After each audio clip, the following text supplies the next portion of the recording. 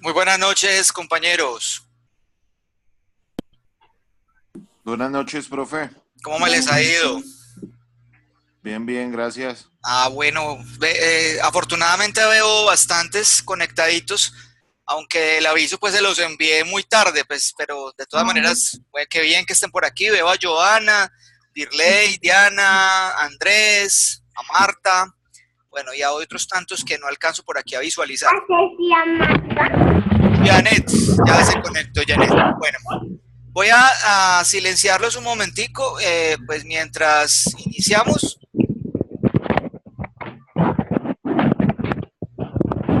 Listo, muy bien. Ok, bueno, el objetivo de esta reunioncita de hoy es que podamos pues como aclarar algunas duditas referente al entregable final, el cual hace parte pues del taller que tenemos de, digamos, propuesto para la unidad número 5.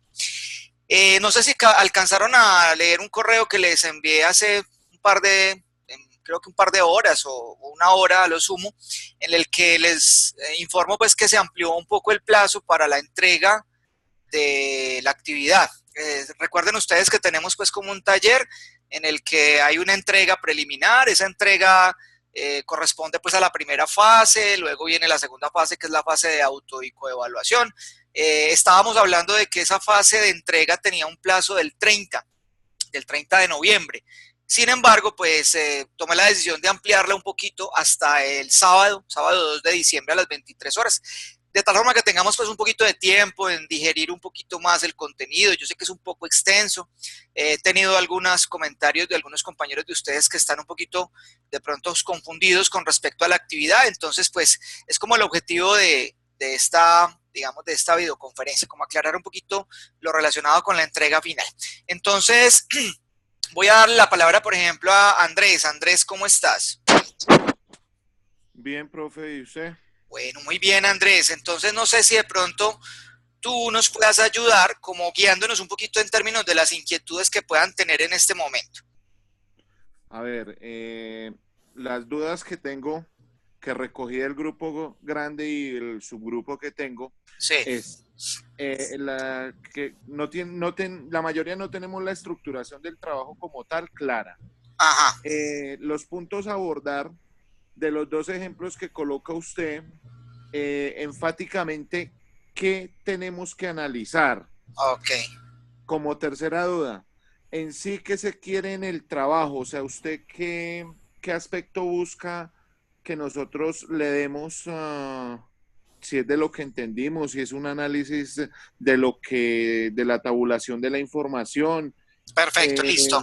Bueno, espérame, Andrés, vamos por partes para que no me vaya yo a perder y te voy como explicando. Bueno, entonces, lo Listo. primero que tenemos que tener claridad, Andrés y compañeros, es en términos de una pregunta que ha sido muy recurrente. Y me han puesto un correo y diciéndome, bueno, profe, ¿qué tenemos que hacer? ¿Tenemos que analizar o hacer un análisis de riesgos en alguna compañía? No, la respuesta es no. Ese trabajo ya lo hicimos, ustedes ya hicieron un análisis de riesgos en una compañía, que fue la actividad correspondiente a la unidad número 1. ¿Cuál era el objetivo de esa tarea? Que ustedes se percataran y evidenciaran que hacer un análisis de riesgos no es tarea sencilla, que hay que conocer muy bien la organización, que se tienen que tener estrategias y metodologías que permitan hacer una correcta identificación de los riesgos, ¿cierto? En la unidad número 5, después de haber hecho un recorrido por todos los conceptos que tiene que ver con el sistema de gestión de riesgos al interior de la organización, ya de pronto no me interesa que ustedes hagan una identificación de riesgos en alguna empresa. Es más, por eso yo les doy un listado de riesgos. Si quiere, vamos a abrir nuestro taller y vamos a mirar cuál es el listado de riesgos que yo le doy, de tal forma que usted ya no tiene que hacer una identificación de riesgos, porque en el ejercicio incluso están planteados. Vamos a mirar con detenimiento, espérenme que abra el archivo. Muy bien, aquí está. Entonces, miren, dice el texto, a continuación van a encontrar un listado de riesgos. que durante una tarea de identificación realizada al interior de esa organización pues, si bien existe en el municipio de La Vega, pues el ejercicio es totalmente a nivel de ejemplo académico, ¿cierto? La organización se llama La Escobita, es una sociedad anónima simple, se ubica en el municipio de La Vega, departamento de Cundinamarca, y se dedica a la producción y comercialización de artículos de aseo, escobas. En ese trabajo que se hizo al interior de esa organización, de La Escobita S.A., digamos, no nos interesa mirar cuál fue la metodología que se realizó para identificar esos riesgos, pero se lograron identificar algunos de ellos. Los riesgos que nos logran identificar, pues son estos que hay aquí, que son retrasos en las entregas, enfermedades del personal y altos índices de incapacidades, desprestigio de la organización por malos manejos ambientales, materiales defectuosos, cambios en órdenes de pedidos, reestructuración organizacional, fallos en la sistemas de información, falta de liquidez, falta de diversificación de productos y riesgo financiero debido a fluctuaciones de variables económicas. Esos riesgos ya los identificaron en la organización. Incluso nos dan las valoraciones ya en términos de la probabilidad de ocurrencia de ese riesgo y el impacto que va a tener en la organización. Un ejemplo, vamos a hablar aquí solamente de uno. Por ejemplo, la falta de liquidez. Es un riesgo, ¿cierto? Dice que ese riesgo tiene un impacto de 4.8. Entonces, si nosotros nos venimos para nuestros cuadros, los que tenemos aquí, en términos de la viabilidad y el impacto, pues un riesgo, un impacto de 4.8 está ubicado en esta parte por aquí. Y a su vez, una probabilidad de ocurrencia de 3.9 estará ubicado entonces en esta parte por aquí. Luego el cruce de esas dos variables, de la probabilidad de ocurrencia y del impacto, lo ubica en el segundo cuadrante de este cuadro de evaluación de riesgos que nos plantea el documento. Y es que ese riesgo, el nivel de riesgo es relativamente significativo y ocurre frecuentemente, ¿cierto? Es decir, que tiene un alto impacto y una probabilidad muy alta de ocurrencia porque dice que ocurre frecuentemente. Si nos vamos para este segundo cuadro, vamos a mirar que también en términos del impacto, que dijimos que el impacto era un impacto de 4.8, entonces podemos hablar que está muy cerca a 5, o sea, es un riesgo con un impacto extremo. Y a su vez, tiene una probabilidad de ocurrencia de 3.9, creo que fue, a ver, yo miro nuevamente, sí, 3.9, es decir, que en el eje de la probabilidad de ocurrencia, según este segundo cuadro, es un riesgo que es muy probable que ocurra. Entonces, si nosotros hacemos el cruce, vamos a encontrar que en términos del impacto es un riesgo extremo y en términos de la probabilidad de ocurrencia es casi probable. Luego estamos ubicados en un nivel de riesgo alto para ese riesgo. Ok, ahora, ¿qué es lo que se pretende entonces con el trabajo, compañeros? ¿Qué es lo que me plantea Andrés, que me parecen muy pertinentes las preguntas? La idea con el trabajo es que cada uno de ustedes pueda, con base en la guía de sistema de gestión del riesgo, no solamente, número uno, categorizar el riesgo. Usted me dirá, bueno, listo, profe, ¿cómo así que categorizarlo? Qué pena, yo cerré el documento, me permiten, vuelvo y lo abro. ¿Cómo así que categorizarlo? Sí, vamos a categorizar cada uno de estos riesgos que hay aquí. Es decir, por ejemplo, el riesgo de falta de liquidez, Andrés, ¿dónde lo pudiéramos categorizar? ¿En qué grupo de riesgos? Y no me refiero al estudio de Fraga, porque eso fue un estudio preliminar que estudiamos únicamente para hacer ese trabajo de la unidad 1, sino a la categorización de riesgos que hace la misma guía de gestión del riesgo. Entonces, Andrés, para ti, por ejemplo, la falta de liquidez, ¿qué tipo de riesgo es? Grave. Y está en 4.8 y 3.9. Sí, no, Andrés, ya sabemos que es grave, pero ¿qué grupo? ¿A qué grupo pertenece? ¿Cuál consideras que es el grupo de riesgos en donde podemos articular o clasificar, digámoslo así, la falta de liquidez? En la parte roja, en la parte de arriba, ahí donde dice nivel de riesgo alto. Sí, no, pero de pronto no me he hecho entender. Me devuelvo aquí, Andrés. Recuerden que por aquí en la unidad número 2, permítame, me devuelvo por aquí a la unidad número 2, o en la unidad número 2 y en la unidad número 3. Hay una clasificación de los riesgos. Vamos aquí a la unidad número 2 y aquí en los recursos de aprendizaje, unidad número 2, aquí en recursos de aprendizaje, recuerden que había una clasificación de los riesgos. Espérenme, ¿en dónde está? Creo que estaba aquí en descripción, si no estoy mal. Permítame, a ver, yo miro si aquí está la tablita. Ah, las que son superiores en número al número de riesgo, sí. Vamos a mirar, creo que estaba en Bueno, métodos de análisis de riesgos. creo que era eso. Bueno, sí. Aquí en este documento nos hacen una clasificación de los riesgos, que es un documento de la Federación Europea para la Administración del Riesgo. Aquí nos hacen ya una clasificación. Mire que hay algunos ejemplos que nos dicen de riesgos financieros, riesgos estratégicos, riesgos operacionales, riesgos de azar. Entonces podemos ir pensando en la posibilidad, pues obviamente, de que ese riesgo sea un riesgo financiero. ¿Asociado a qué?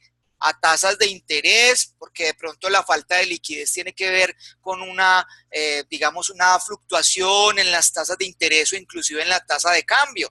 Todo lo estamos evidenciando en este momento con la volatilidad, por ejemplo, de los precios del petróleo, que influyen en el tipo de cambio del peso frente al dólar, o incluso en algunos commodities como por ejemplo el petróleo, que el precio del petróleo tiene que ver con el precio del dólar. Entonces, todos esos factores hacen parte de un riesgo, que es el riesgo financiero, que lo evidenciamos como el riesgo de liquidez.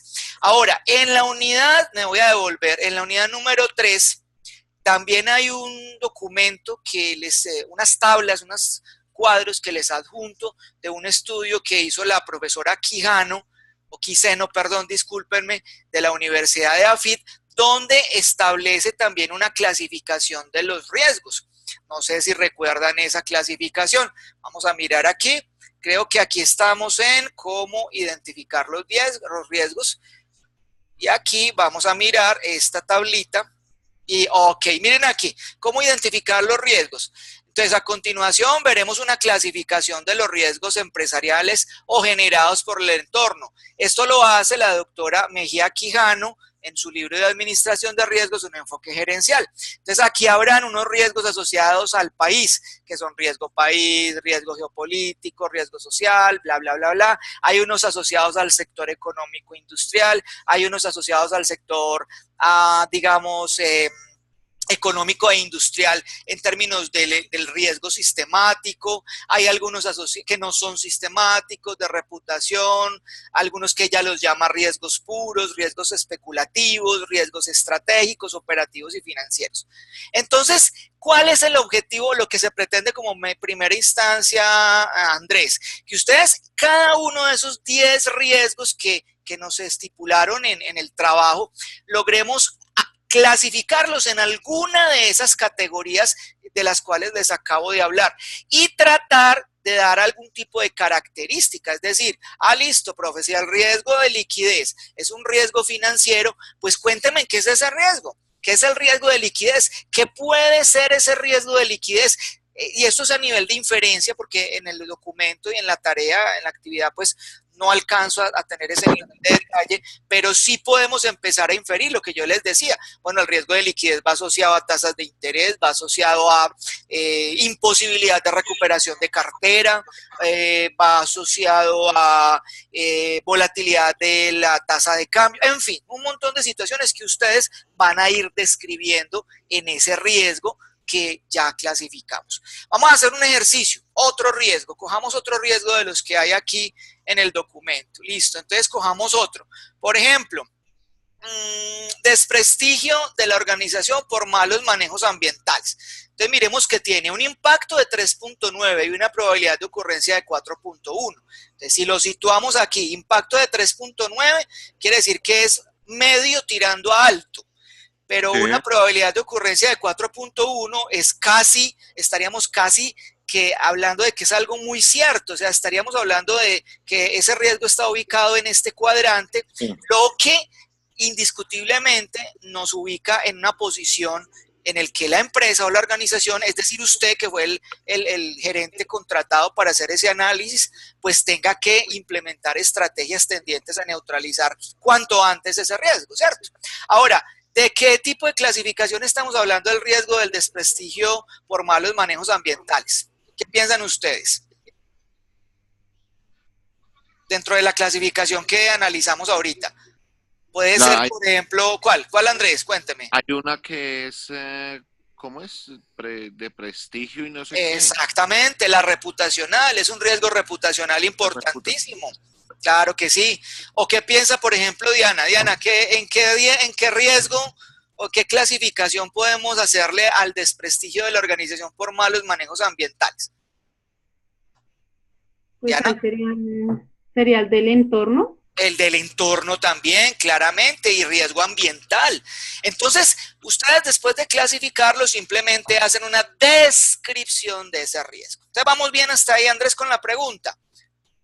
Sí. Ok, muy bien. Ahora, seguido, después de que ustedes hayan identificado, digamos, no, perdón, clasificado cada uno de estos 10 riesgos que yo les describo en el ejercicio, en términos de una categoría, y me hayan descrito características o cualidades o algún referente que me permita identificar a qué se refiere ese riesgo, entonces ahí sí vamos a irnos a esta parte, que es a mirar el impacto y la probabilidad de ocurrencia. Entonces, si con el impacto y la probabilidad de ocurrencia, vamos a hacer aquí, ustedes ubican su riesgo, digámoslo, en un primer cuadrante, vamos a correr esto para acá, listo, en un primer cuadrante, quiere decir que el nivel de riesgo es relativamente significativo, pero no ocurre. Entonces mi pregunta es, si ustedes tienen algún riesgo ubicado en este cuadrante, ¿qué piensan ustedes? ¿Que es prioridad para la empresa o habrá que darle prioridad a otros riesgos, como por ejemplo un riesgo que tenga un nivel de riesgo significativo y que ocurra frecuentemente? O un nivel de riesgo que no tiene significancia o impacto, pero ocurre frecuentemente. O un nivel de riesgo que no es significativo y no ocurre frecuentemente. Yo creo que para ustedes es claro algo, ¿cierto? Un riesgo que esté ubicado en el tercer cuadrante es prioritario para la empresa. ¿Qué piensa No Andrés? mucho, No, no no mucho. mucho, nada, porque ni es significativo y no ocurre. Entonces, ¿qué sentido tiene que la organización destine recursos para controlar o gestionar ese riesgo? No tendría sentido. En tal caso de que hayan otros riesgos que estén ubicados en los otros cuadrantes. Porque, digamos así, en un caso hipotético, si una organización no tiene riesgos ni en el primero, ni en el segundo, ni en el cuarto, solamente en el tercero, pues obviamente gestione para ellos. Pero dígame, no sé, Diana Romero, ¿tú crees que cuál de estos cuadrantes pudiéramos pensar que sería el prioritario para gestionar? Riesgos que estén en el 1, 2 o 4. Yo pienso que sería el segundo cuadrante, el más Bueno, el importante. segundo es un nivel de riesgo significativo y ocurre frecuentemente. Claro, ese es un cuadrante, digamos, crítico en el que si hay algún riesgo que está ubicado ahí, pues obviamente tendremos como organización que priorizar recursos para controlar y gestionar ese riesgo. Porque el cuadrante 1, digamos que el nivel de riesgo es significativo, pero no ocurre frecuentemente. Entonces, si bien hay que implementar acciones, pues estamos hablando de que en el segundo cuadrante el riesgo sea mucho más perentorio controlarlo, si pudiéramos decirlo así. Sí. ¿Quién iba a hablar? Ok. Ok, Andrés, ¿hasta ahí vamos bien? Sí, profe, pero tengo una duda. O sea, un Cuéntame. ejemplo. Sí. Yo los dos cuadros ya los hice con todos los riesgos. Sí. Y yo tenía pensado, o sea, el planteamiento mío con respecto a cada punto, a cada inconveniente. Sí. Ahora que usted está viendo, usted lo está explicando. Bueno, yo lo digo desde el punto de vista que yo lo vi y lo asumí que de pronto era así. De una pequeña empresa a comparación de una multinacional. Sin embargo, teniendo en cuenta los puntos de vista que usted estaba nombrando. Pero pues ahorita, pues bueno, ya cambia todo y pues queda como más claro. Pero Andrés, igual y digamos que esto incluso se aplica tanto para una pequeña empresa como para una multinacional, una gran empresa. Sin embargo, sí es algo importante mencionar, y es que estos criterios no son rígidos. Estos criterios hacen parte precisamente del diseño del sistema de gestión de riesgo al interior de la organización. Habrán organizaciones en las que la valoración de los riesgos y los niveles de riesgo pues tengan un comportamiento un poco diferente. En este caso, yo siempre he sido trato de ser muy claro en términos del modelo que nosotros estamos utilizando, que es el modelo europeo.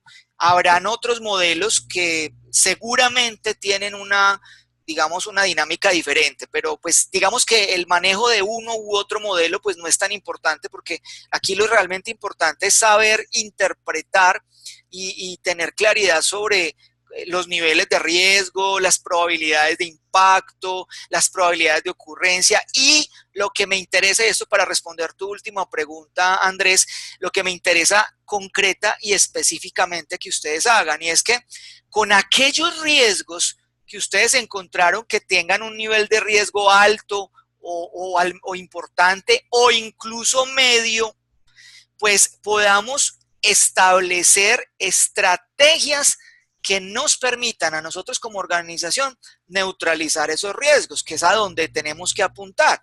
Recuerden que el ejercicio ha planteado en ese orden. No sé si ustedes han leído aquí, donde se les hace pues como digamos la directriz para la elaboración del trabajo. Para ustedes contratado para formular, oiga pues Andrés y compañeros, formular, implementar un sistema de gestión de riesgo, y por tanto deberá realizar una breve descripción de cada uno de esos riesgos, lo que ya les acabo de explicar, enunciando sus principales características y clasificándolos en sus categorías, pero también a partir de la valoración y del impacto de probabilidad de ocurrencia, ustedes deben definir y establecer una o dos estrategias que permitan controlar, minimizar o neutralizar ese riesgo. Voy digamos, a regalarles algo. Por ejemplo, en el riesgo de liquidez, que ya sabemos que es un riesgo financiero, que probablemente sea un riesgo, entre otras causas, voy a decir algo, asociadas a las dificultades de rotación de cartera.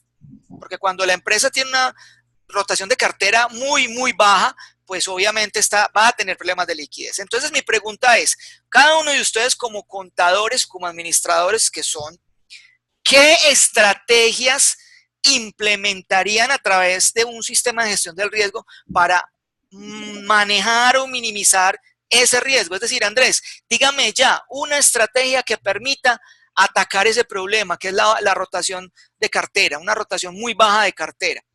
Tienen diversificación de mercados. Muy bien, excelente. Esa es una de las mejores opciones. Diversifique los mercados, no se vaya solamente con una persona, con un solo cliente. Diversifique su portafolio, establezca mecanismos. No, es que ni siquiera sé que estoy. Establezca mecanismos de descuentos anticipados que motiven el pronto pago, en fin, no sé, ahí ya eso es del resorte precisamente de la creación que ustedes como futuros profesionales del área van a hacer. Entonces, ese es como el objetivo del ejercicio, que ustedes puedan gestionar o establecer estrategias para gestionar cada uno de esos riesgos. Incluso les voy a permitir que si ustedes, no sé por qué no he hecho el ejercicio, si uno de ustedes o alguno de ustedes encuentran que hay riesgos que están ubicados en el cuadrante, por ejemplo, en el cuadrante 3, pues tienen toda la autorización para no implementar ninguna estrategia, simplemente mencionar que es un riesgo que la empresa por la viabilidad o la probabilidad de ocurrencia y el bajo impacto, pues no es prioritario. ¿Cierto? Entonces profe, sí, cuéntame. en los cuadros que hice, tengo incidencia del 20%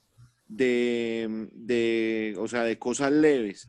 Ajá. Y el restante 80% está entre grave y muy grave, o sea, en No, la clasificación. entonces tienes que centrarte en ese 80%, Andrés, Y no, indiscutiblemente. listo, Indiscutiblemente.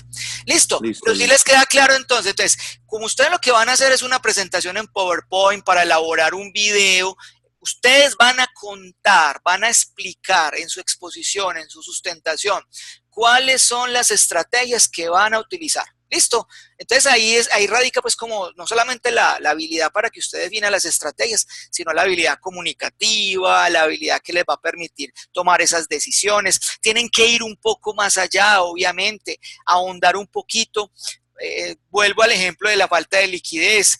No sé, mirar en diferentes referencias bibliográficas que les permita entender a qué probables o posibles, digamos, factores se le puede atribuir la falta de liquidez. Igual entonces cuando hablamos de los retrasos en las entregas, pues esto es un tema del resorte del área de logística y distribución de la empresa, entonces tocaría entrar a indagar, no sé si con bibliografía o con personas que ustedes conozcan en términos de que trabajen en esa área de logística, a qué se puede deber que exista en una organización retrasos en las entregas, tanto de entregas a clientes como de entregas que nos hagan a proveedores, que sería fatal que a nosotros nos incumplan los proveedores.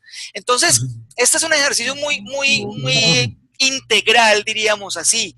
Yo pienso que es un ejercicio que les va a permitir tener un horizonte un poco más amplio y empezar a pensar como gerentes, porque es la idea de ustedes y este es uno de los objetivos de este curso de gestión del riesgo, y es que cada uno de ustedes tenga y vaya conformando habilidades gerenciales para precisamente la gestión de los riesgos.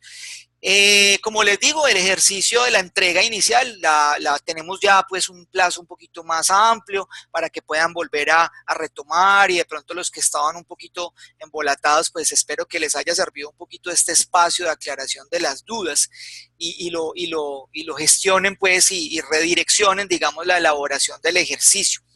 Es importante que tengan en cuenta los criterios de valoración, o sea, los que ustedes van a tener para valorar a sus compañeros y los que sus compañeros van a tener para valorarlo a ustedes, además de los criterios que voy a tener yo para valorar el trabajo de ustedes. Listo, que ya, pues me imagino que ustedes saben que los pueden descargar aquí. Algo importante en la unidad 5, en los contenidos temáticos o los recursos de aprendizaje, creo que si no estoy mal, les dejé una bibliografía que es un documento pues que les recomiendo que lo lean. Vamos a ver si fue aquí. No fue aquí, me equivoqué. Esto es todo lo que hace que lo que está en el aula. Entonces es en la unidad 4, donde les dejé el documento de gestión del riesgo. Pues péguenle una leidita a ese documento como para que tengan un poquito más de luces frente a la dinámica que ustedes van a tener para hacer este trabajo, pero pues yo creo que ya les queda un poquito más claro, afortunadamente. Igual, Profe, claro, ¿quién me habla? Janet, Espera un momentico, Janet, entonces yo silencio. Andrés, te voy a silenciar un momentico. Y Janet, dime Janet. profe, una pregunta, o sea, ya un poco claro, pero entonces es que yo veo es muy poquito tiempo para, por ejemplo, para una estrategia de 10 riesgos. Toca hablar así como súper. Claro que hay algunos obviamente que no tendrán Exacto, hay unos que no van a tener estrategia por su valoración. Exactamente, entonces ahí nos va a bajar un poquito. Sin embargo, la directriz habla de una o dos estrategias. Yo pienso que tocaría una. si ustedes consideran que el tiempo se les sale ya limitado un poquito y consideran que no hay sino una estrategia, no hay ningún problema. Igual el documento es claro y el conector es con el O, una o dos. No hay ninguna penalización si usted coloca una.